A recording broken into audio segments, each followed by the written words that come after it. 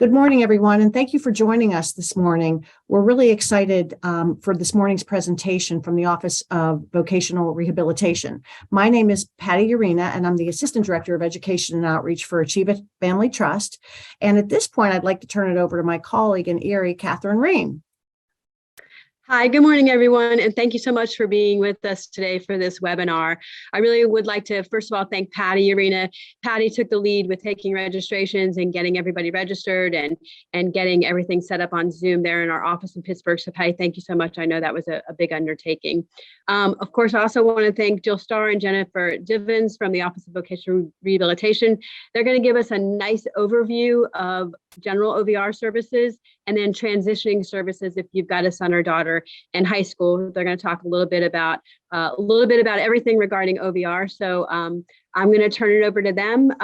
One quick housekeeping regarding questions. If you have what you would consider an easy question, please go ahead and put that in the chat. And Patty's going to be keeping track of the chat and will let us know if there's a question that they can answer really quickly. If your question is more complicated, please save it to the end and Jennifer and Jill will address it then. And if it's a bigger issue, then they're going to give you their contact information and let you know how to reach out to them privately at the end of this webinar. So without further ado, I want to introduce Jill Starr and Jennifer Divins from the Office of Vocational Rehabilitation. And thank you both for being here today.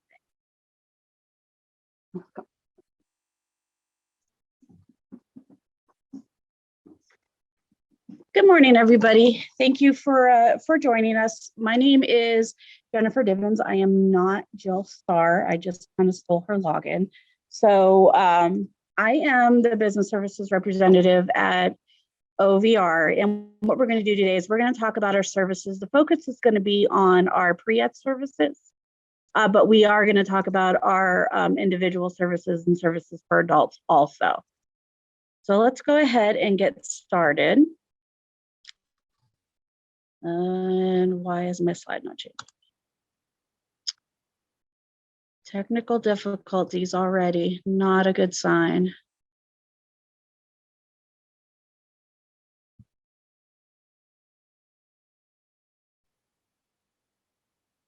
Let's see, I apologize.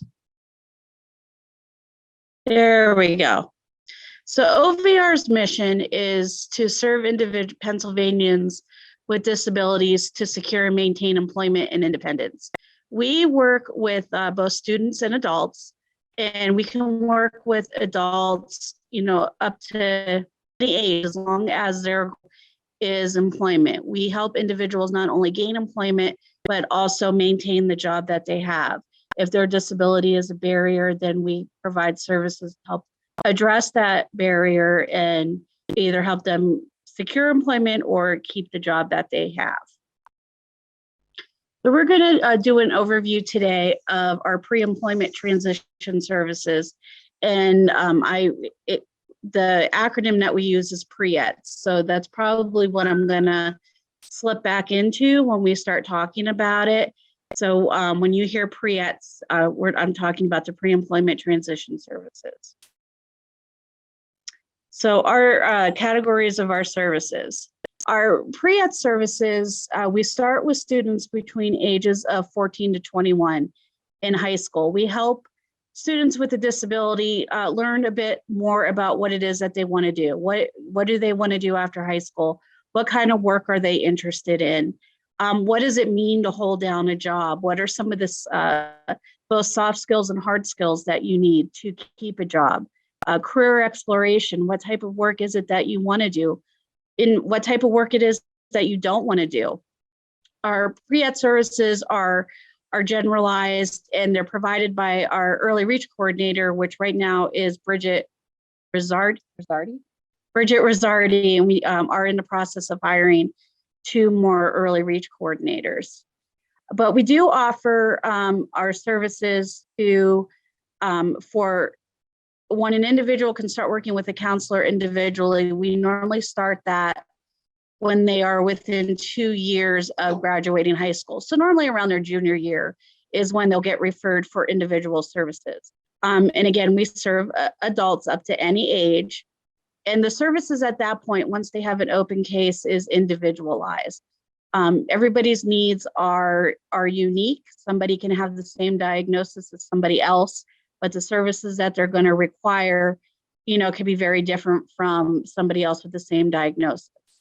And they will be working with a vocational rehabilitation council in the Erie District office. We do have offices all over the state. Our office covers 7 counties in the Northwest region.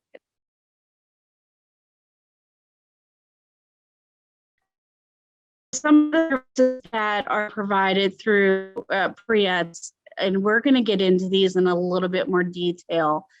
Self-advocacy, counseling on post-secondary options, job exploration counseling, workplace readiness training, and work-based learning. And again, we're going to talk about those in a minute. Once they have an open case with us, again, these services are more individualized. We do provide diagnostic services. Maybe somebody knows that, they've struggled in high school. They know they have some type of learning disability, but they've never had the diagnosis, or maybe they've had some health problems, and we can help with getting those tests done. A vocational evaluation, helping somebody determine, what it is, what their occupational goal is. And the heart of what we do is with the VRCs and the guidance and counseling. They work with that individual, they develop a plan, what the employment goal is, what are the steps to reach that plan, and how to enter integrated and competitive employment. Sometimes training is needed, and that is something that we can assist with. There's restoration, placement services, assistive technology, which there is so much that's available now to help individuals with disabilities.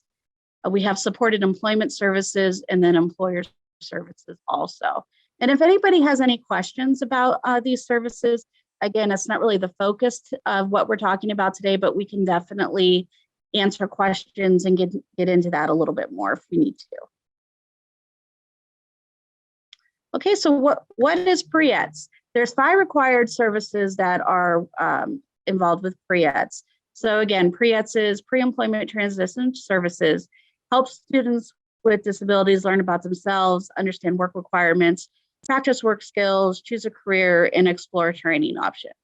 That's in summary of what we do. We are guided by the Workforce Innovation and Opportunity Act, which is WIOA. It amended the Rehabilitation Act of 1973. And under WIOA, vocational VR agencies are required to set aside 15% of the federal funds to provide services to students with disabilities who are eligible or potentially eligible for our students or for our services. Priet services, they start between the ages of 14 to 22. They have to be enrolled in secondary or post-secondary education, have to have an IEP or 504 plan, or identify themselves as a student with disability. And then Act 55, and that has been since COVID, correct, extends the age from 21 to 22. So some of the basic services, exploratory, looking into what different career options are out there, what training options are available, high priority occupations, career pathways. It's introductory and it's time limited. It's the services are generalized and they're available to students who have an IP. So the 5 services, and I had mentioned those earlier, the self-advocacy instruction, counseling on post-secondary options, job exploration counseling, workplace readiness training, and work-based learning. We're going to get into these a little more in depth.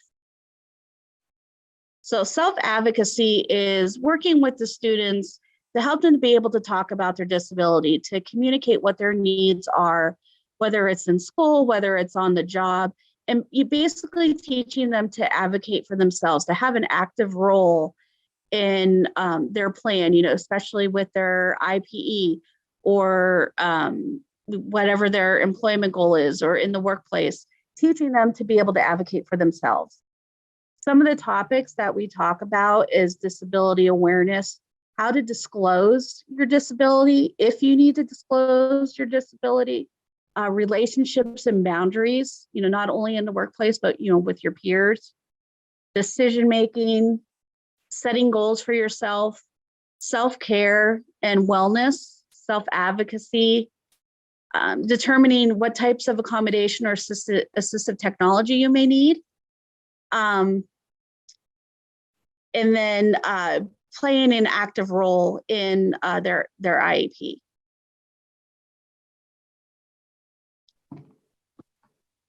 And then we also provide counseling on post-secondary options, letting the students know what types of trainings are available, if training is needed for the career that they're interested in, whether it's technical training, it could be an apprenticeship program, it could be the traditional 4-year degree. We talk about all those different options that are available. But we also talk about, too, what the financial cost is going to be. We talk about FAFSA, financial aid, that if you need an accommodation, once you leave high school, that IPE doesn't follow you. You have to request accommodations from the school.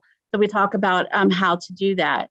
Resources that are available through the colleges, different college events that may be going on, and how to complete a college application.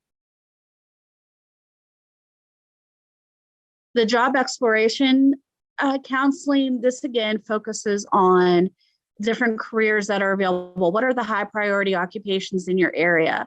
For people who live in Erie and you want to be a marine biologist and you're not willing to move, probably not a really good occupational goal. So we talk about labor market information, some non-traditional employment, women who are looking to get into construction, that's typically not a traditional role for women to do, or men who want to get into nursing. We talk about those non-traditional options. We also facilitate job fairs, provide informational interviews where the students can get a chance to go meet with somebody who does a job that they're interested in and get information about that job, what it took for that person to get there, what kind of education was required, what are the day-to-day tasks like, so we can help set those up. And then also having career speakers come in and talk to the students. Workplace readiness training, this is a lot of what I focus on when I meet with the students. We talk about how to fill out an application, how to interview, answer some of the most common interview questions. We'll do mock interviews with the students. We talk about time management, organization, communication skills. I always say with texting and email, verbal communication is becoming a lost art. So we talk about, when you're in an interview, you're going to have to sit and have a conversation. So we'll talk about that. Some of the basic computer skills that you need to just apply for a job. Majority of applications are done online. Professionalism, hygiene, making sure that you're showered, you have clean clothes on, you brush your teeth, those types of things. Networking, budgeting, finances, just daily living, having the paperwork you need to get a job, your photo ID, your social security card, making sure that they have that information. If they're under the age of 18, getting your working papers, how do you do that? We help navigate that process. And then we have work-based learning, and this utilizes community workplaces, and it provides students with disabilities the skills to help them connect with different school experiences, real-life work activities, and what are some future career opportunities.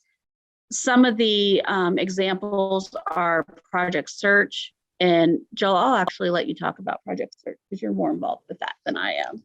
I'm going to pass it over to you. Good morning, everyone. Project Search is a collaboration between a school district and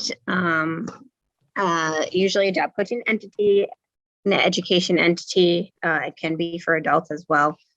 And it's a program customarily where they have a year of training and internships and they're able to work at the site. Specifically, we have one in Erie at UPMC Hammett and one at AHN at St. Vincent's.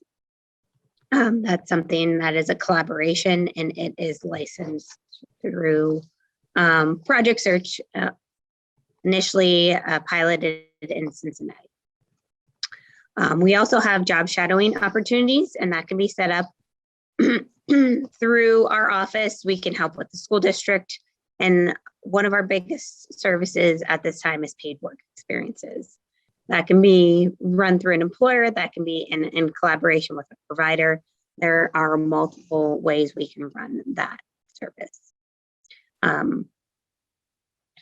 While we take a short lapse, I wanted to introduce Jim Lilly. He is joining us from the Pittsburgh District Office as well.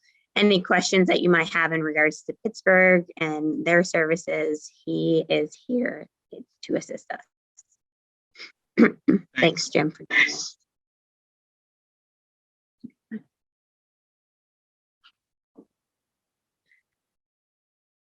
that. Sorry, we're trying to go to the next slide.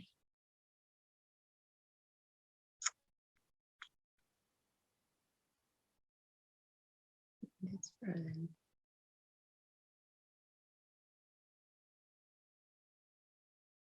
Give me 1 second.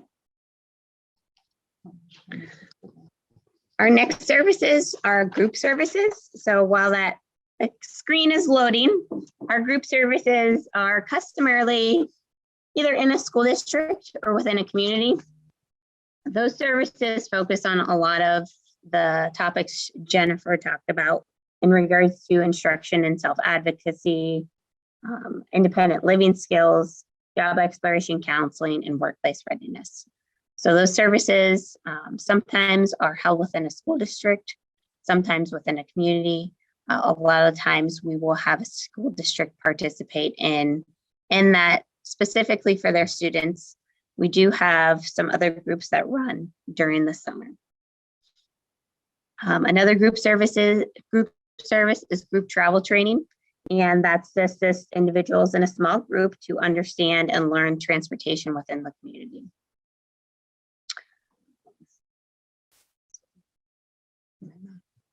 Yeah. And our computer is frozen, so I'm going to try to pull this up. Log on to our other computer. Another service that we provide is group shadowing, and that is something with a small group, and there is opportunity to go out to different employers within the community, understand what they do, what kind of jobs they do, and learn about what's entailed for that specific job. And that is customarily run through a provider in the community that we contract with. Another group service that has been popular in the past year is Professional Connections Experience. And that is generally a 2-week program. It is 30 hours 1 week and 30 hours the second week. It is something that we offer to students in a small group. So they have workplace readiness training initially. And then the second week, they customarily would go out into the community, again, do the group shadows, learn about experiences and what those jobs would entail.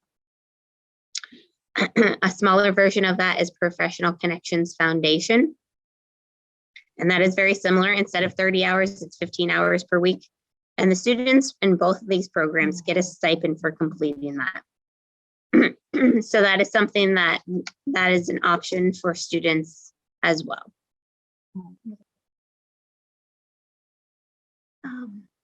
A question for Act 55. It is not, as far as I understand, permanent. I did send a link in regards to that law in the chat. Another group service is post-secondary experience, and that is a 30-hour college boot camp. So that's something that we offer to students that are looking to college as an option.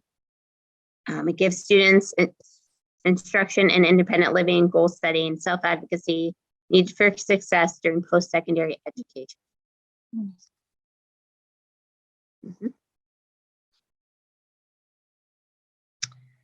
As well, we have individualized services.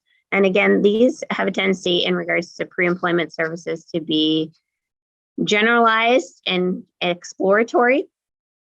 So one of the services that we offer is virtual informational interviewing. This was offered mostly during the COVID pandemic because there was limited access to employers in the community. So this is an opportunity for an informational interview with one-on-one meeting, and it's held virtually to talk about the workplace, the expectations, and everything in regards to employment at that specific location. So it's an opportunity for students to kind of understand what the job entails. We do have job shadowing, that's also individualized. The student would spend at least 1 hour with employee and 1 hour learning about what's entailed. The provider, again, it's contract with the provider, would help the student contact the employer and reach out and see what that employer looks for an employee and such.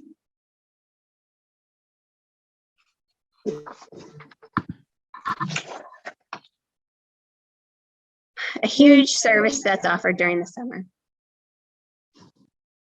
is paid work experience. And that is a specialized work experience for students. And it's generally a 90-hour work experience in the community with a provider. So we work with different providers that help identify a job that the students can work, and they will work with them one-on-one on adapting to and understanding that work experience. Another big service that's offered during the summer is called My Work. And My Work is municipality experience. The intent is to connect the students with the local communities and work within the municipalities, boroughs, and townships and get that work experience during the summer. It is a group experience. So they will be students that work aside with other students, and they do things depending on what the municipality needs, such as landscaping, painting. They help with tearing down materials, whatever the municipality needs at their specific borough or township, they could assist with and understanding labor laws and such. And that is several weeks throughout the summer. It's also contracted with a provider, and they go out and understand, what's the expectation of the employer. We also have individual travel training, and that is specifically tailored to that individual. It's 30 hours. The student's transportation costs can be reimbursed, and it's assessed their ability to travel within the community. Additional OVR services. We have transportation for some of these experiences. Again, this is all tailored to that individual and their need. If they have need to get transportation to a specific experience, job shadow and such, then we could look at providing that. The only concern with that is the other providers' availability to do that. So some providers do not provide transportation. Some transportation entities are unable to provide this as well. So it depends on the options in your area and whether or not that is a viable option for that. We also are able to provide identification costs. So if a student needs identification for a certain job, then we can certainly provide that for them. So we usually would either reimburse the client, the customer, or we could reimburse the provider to help them obtain that. There are options for clearances too, if there is a specific job option that they needed, such as childcare or within nursing facility, we could provide clearances for that student as well to get that initial job experience. If there were certain incidentals needed for the job to get started, scrubs or work boots, safety goggles, we could provide personal incidentals for the student to get started and to get that job. Overall, we have a large range of services. We specifically talked about pre-employment transition services, but we have a large range of other services, like Jen talked about, diagnostic services. If we're unsure if there's a disability, we could provide that. Hearing evaluations is a huge service that we provide as well. That's something we can look at. Vocational evaluation, that's something if we are unsure what a student wants to do, we can help them identify that and do vocational battery and assessment to determine where their interests lie. All of our counselors are master's levels professionals, and they can assist with guidance and counseling. They help focus on an individual's strengths and weaknesses and identify, what they're good at, what they're interested in, and focus on, if there is schooling, educating them on what's required for that position. Again, transition services is something we thoroughly went over today. Restoration services, that is all tailored to the individual. A lot of the times we provide hearing aids, which is a huge service, adaptive equipment, modifications for vehicles is something that we could provide as well. Modifications within the work site. So if somebody needed a specific device for their computer, we could assist with that. There are also opportunities for training services like Jen talked about. We have some sponsorship, so it's called training sponsorship, and we can pay for a portion of schooling depending on that school. They have to have accreditation and whether or not we feel that that's an appropriate job for that person. So depending on their needs, skills, and abilities, we want to make sure that they're going to be successful. We don't want to set anybody up for failure. Supported employment is a huge service that we provide. Previously, it was based on financial need, and within the past year and a half, they have changed that. So anybody could get supported employment and not have to have a financial need obligation. So this is huge to families who make a reasonable income, and they could get that service without having to pay for it. So it's a huge service that is essentially assessing individually a person and what they want to do, helping them find a job and helping them acclimate to the job, modeling what's required for the job, and check in with them periodically to see how things are going. There are at times follow-along services if there is a need. We get families that sometimes have concerns about them needing that service in the future should the job not work out. We are an endless service. So if things don't work out and we close your case and 2 years later there's an opportunity, that presents itself and things aren't going well, you can always reopen a case with our office. There is not a limit of times you can open a case. So we can provide that service in 2 years if that's something that's needed for our customers. So I know families worried about that, but we are usually open a case from 2 years away from graduation up until retirement age. So we are always a support service to anybody that might need it. Also, we have, like I said, vehicle and home modifications. We work in collaboration with transportation entities and home independent living providers that can assist with other options as well. So we are not a once and done. It depends on the need of the family and what's required for them to get to work. We can't do full remodels, but that's something we could do. Vehicle remodel, certain things needed to bathrooms we could do. again, it's tailored to the individual and their need. Again, we have placement services. This is a huge service as well. So we have placement counselors that go out and talk on behalf of our customers. They reach out to employers, talk about what they're needing and whether or not we can fill that need. So we have services including wage subsidies for employers, and that is an opportunity for us to pay a portion of the wages to the employer to hire somebody for 3 months. Now that is 100% of wages at this point in time. That can change from year to year, but we can pay 100% for 3 months to an employer who's willing to hire one of our customers. So kind of just gives our customers an advantage over other job seekers just to get them in. We do also offer tax incentives, so we can sign off on tax forms so that employers get a tax incentive for hiring our students. Placement services also helps with resume building and job applications as needed. We do also have other services specifically tailored to blindness and visual, and those are outlined as such. That is a division of the Office of Vocational Rehabilitation. We handle all other disabilities besides significant visual impairments. So that is the Bureau of Blindness and Visual Services. Sure.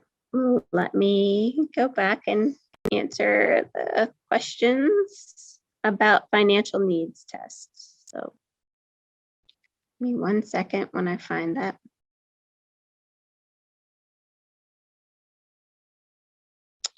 Thanks, Jim, for answering that one question. You want me to say anything about the financial needs test? Sure.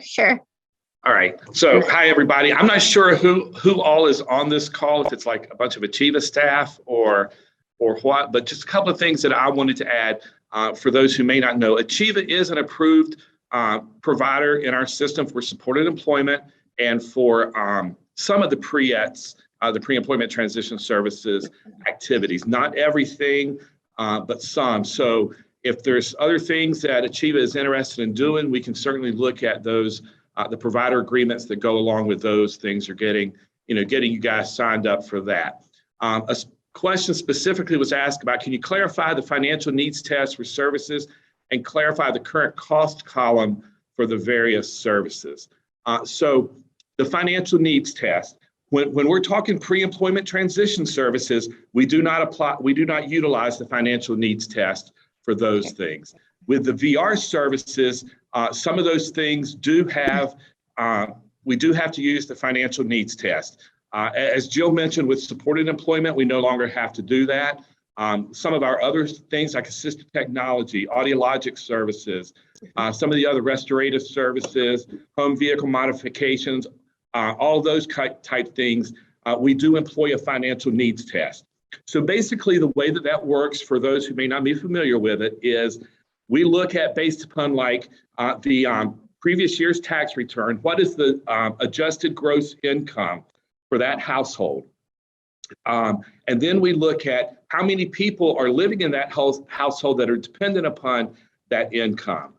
So let's, then we look at what exceptional expenses might be related to an individual with a disability in that household, such as medications or other therapies that they're doing, doctor visits, all that kind of stuff. We never ask for a physical copy of a receipt or anything. We kind of like basically estimate those costs annually and trust people at what they tell us with that. So basically what we would do is look at the adjusted gross income, and let's say that it's a family of 5 people and they have adjusted gross income of $160,000. And I know that's pretty high for a lot of the people that we deal with, but just for the sake of the numbers working out, and I'm not a mathematician, so I'm going to round. So the adjusted gross income is $160,000. And there's 5 people in the house, 4 in addition to our customer, our client. So we take that $160,000, we automatically off the top subtract $100,000 right now from everybody. So we've brought it down to 60,000. We look at what exceptional expenses are part of that, medications, those kinds of things. And let's say that's 5,000 for the year. So we subtract that. Now we're down to 55,000. We look at how many other people live in that household in addition to our client, our customer, that are dependent upon that income we talked about. So there's 4 other people. We multiply that, and I don't have the form in front of me, but it's around $4,200 that we do. So 4 times 4,200 is going to be roughly 16,000, a little more than 16,000. So from that 55,000, then we subtract another 16,000, and so we're down to 39,000. Then we take 10% of that, and that is the individual's cost participation. So 10% of 39,000 would be 3,900. Let's say this is someone looking for audiologic services, and it's recommended hearing aids and some accessories that go along with that, and they all total $8,000. The customer would be responsible for the 3,900, and then we would pay the balance up to the $8,000. Now, let's say then there's another service that they need that is also one that incorporates the financial needs test. Because that customer has already utilized that 3,900, now they no longer have a cost participation in any other services that are provided that year. So we would pay all the rest of the things at 100%. So that's kind of how we utilize that financial needs test. Does that clarify?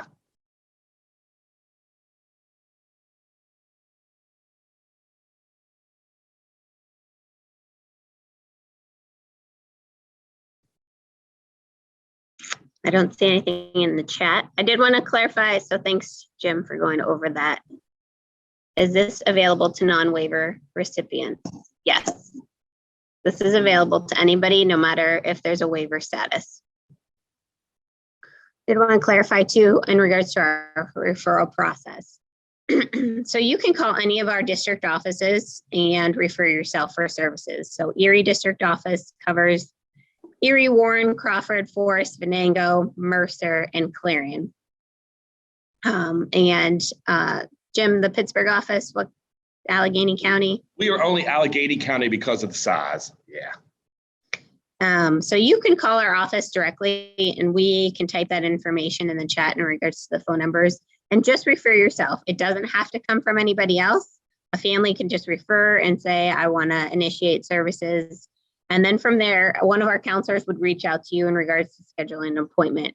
And once that initial appointment happens, we would gather the information in regards to the disability, get some medical records if you don't already have them with you, have you sign some releases. And then that is generally a 60-day process for us to obtain those records. There is opportunities for extensions if we need to do some assessments, but generally that's 60 days. From there, you can, during that time frame, you can get pre-employment transition services during that time. All other services you cannot get until you're eligible for our program, and that would be the next step. Once we determine that eligibility, then you would develop a plan for employment, individualized plan for employment with a counselor. And that is when the services start. So that is another time period of 90 days. And that's the maximum. There are opportunities again for extensions, but we develop that plan within 90 days and then get things started for you. So that is specifically tailored to the individual and their needs and what we can, it's basically a treatment plan for employment. So we go over services that are needed for our customers to be successful. Westmoreland County. I will find that information out for you and send it in the chat in regards to Westmoreland County. Once somebody does reach 90 days of employment, so we, like I said, we talk about the plan. We try to make sure everybody's successful.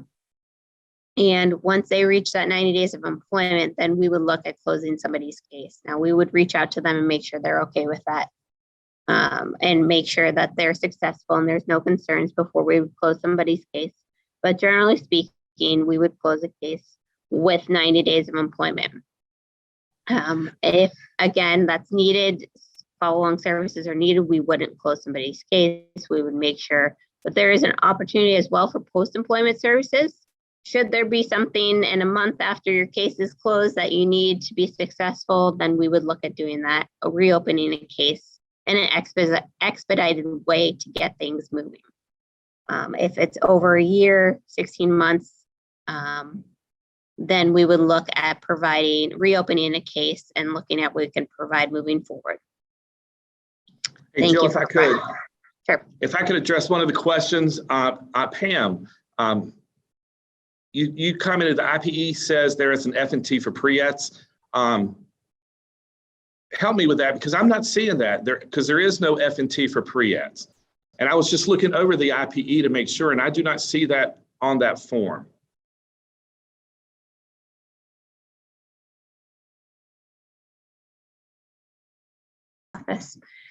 We did get a question as well. Do you assist the family to help with pay for college or 2-year training program? I do believe I heard something about college payment. So again, that is something that's based on the financial information. We coordinate with schools across the state and sometimes even out of state on the FAFSA form. So we have certain counselors that go into most of the colleges across the state. We have a liaison and they work with the financial aid office. There is a calculation that is done.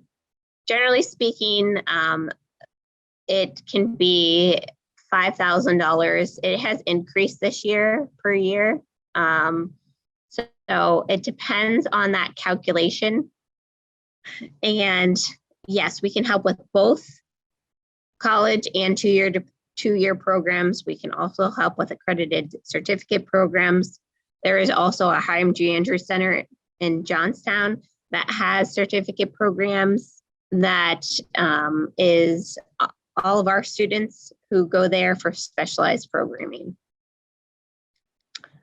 I'm going to type in the Philadelphia office number.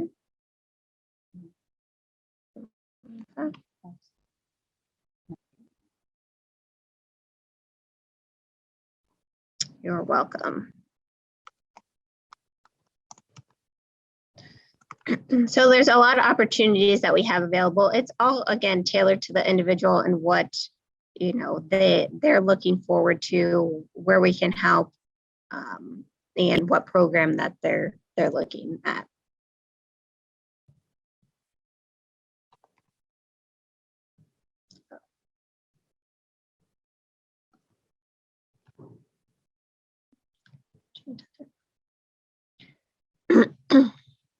Any other questions?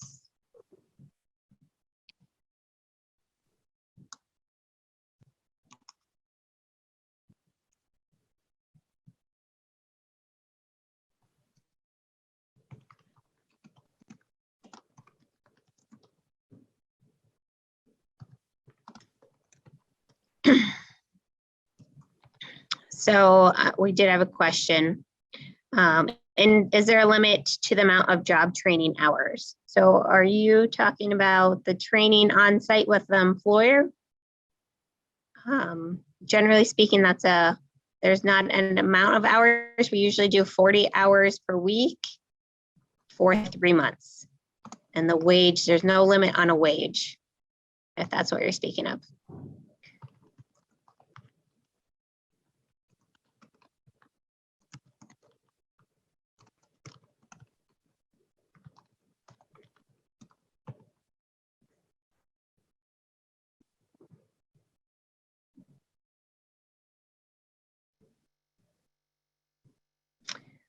So we did get another question. Do any representatives from OVR come to high schools to put on a presentation for 8th to 12th graders and their parents? It would be in the evening. It would have to be in the evening. There are times, generally speaking, a lot of the school districts have career nights, and there is usually a representative at those evening sessions.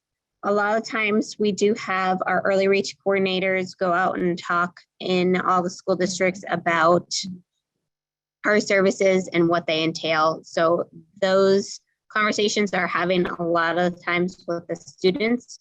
A lot of the school districts will refer students directly to our office, as we do have counselors in many of the high schools. We did get a question about individuals with moderate intellectual disabilities. Are there opportunities for employment that are successful for this demographic? Yes, absolutely. We definitely can help with an individual with moderate intellectual disability if there are concerns with, a job. We can sometimes find them customized employment, and that is again tailored to that person's specific needs and strengths and abilities. And that we would contract with a provider. It's similar to supported employment. It's tailored to that individual. We do have another question. Can the individual do less hours per week and have more than 90 days? What if unable to secure employment after those 90 days? So then you don't have to work 40 hours a week. That's the max we usually provide. It's just a common work week. And the idea behind that wage subsidy, that job training period for adults, is for them to be hired on. If it doesn't work out, then, we would look at other opportunities. So that's the goal of the adult program. If you're talking about the youth program, then we would look at helping them find a part-time job after that 90-hour period. So I'm not sure if I answered that question. Did get a question as well. Does the employer pay for the job training? If we're talking about on-the-job training, that is part of the incentive for the employer to get wage subsidy, is for them to train on site and them to have the training specifically for that person. That's what the wage subsidy is geared towards.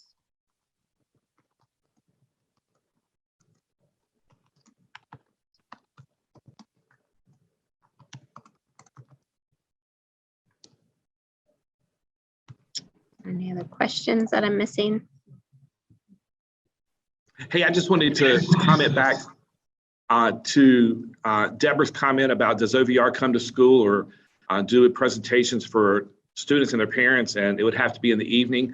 I'm not sure what county you're in, but in Allegheny County through the Pittsburgh district office, yes, we do have an early reach coordinator and a counselor that is assigned to every high school. Whether that's a public school, private school.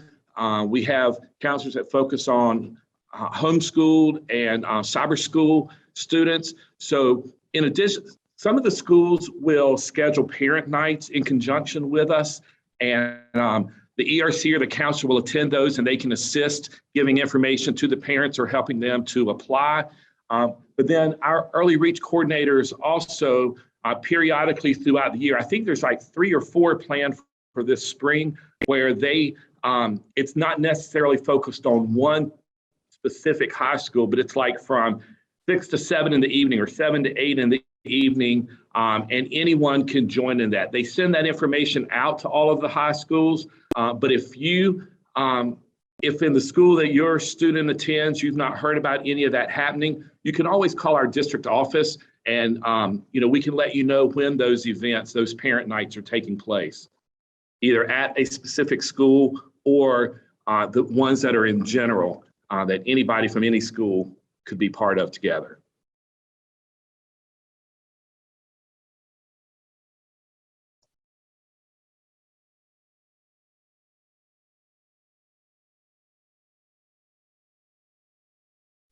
Jill, you're muted. I was just reading the one question. The survey for today's training is not listed in the drop-down list for feedback. So we will get back to you on that. Any other questions about our services? So my son is 22. He is still available for student transition services, even though he graduated in June of 2021. If your son is in some kind of post-secondary education, yes. If not, then he would not be eligible for transition services. So you have to be in some kind of training program until the age of 22. Otherwise, you would be only eligible for adult services.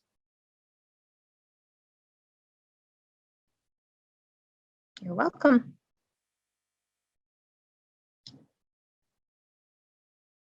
Any other questions?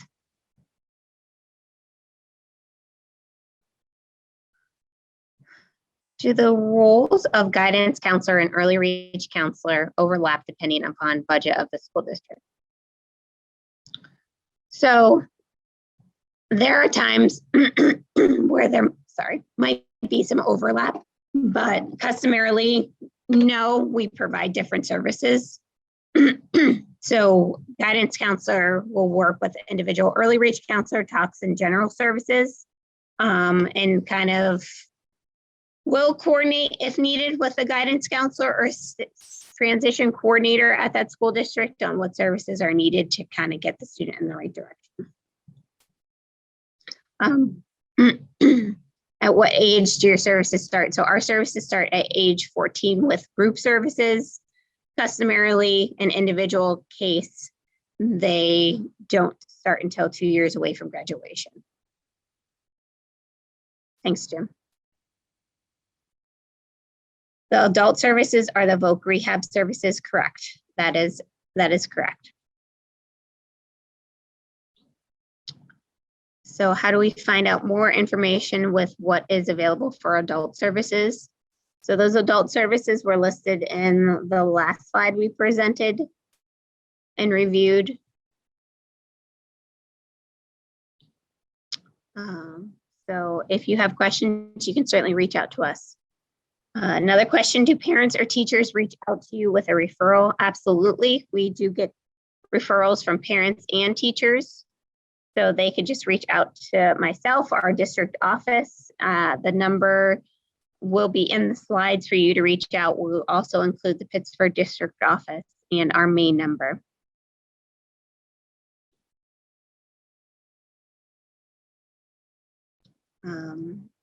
Yes, I can resend the link. We'll resend the link for Act 55. Again, it's temporary. Doesn't mean that it can't be extended.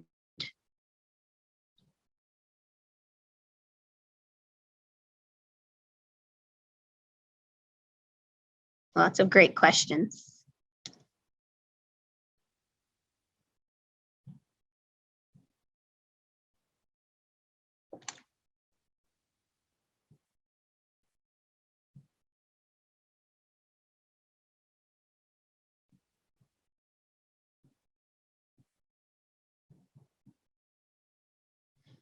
All right. Well, I want to thank everybody for joining us today. A lot of great questions, a lot of feedback. Oh, we did have one more question. Does any disability qualify for adult services? Again, like Jen said, it's depending on their functional limitations. So that, yes, ADHD could potentially qualify somebody. And yes, bipolar disorder absolutely could qualify somebody if there are concerns with their functioning.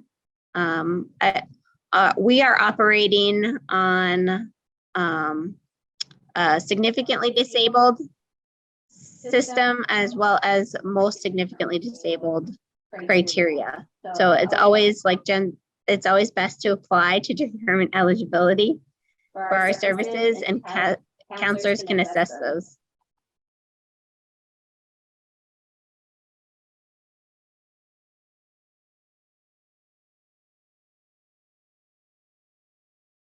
Okay, I'm gonna.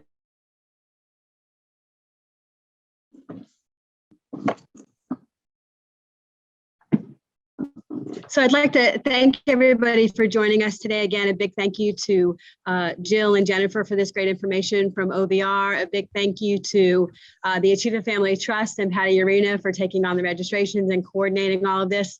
My name is Catherine Ream, and I'm the Executive Director of the Arc of Erie County and Regional Trust Liaison with the Achieva Family Trust.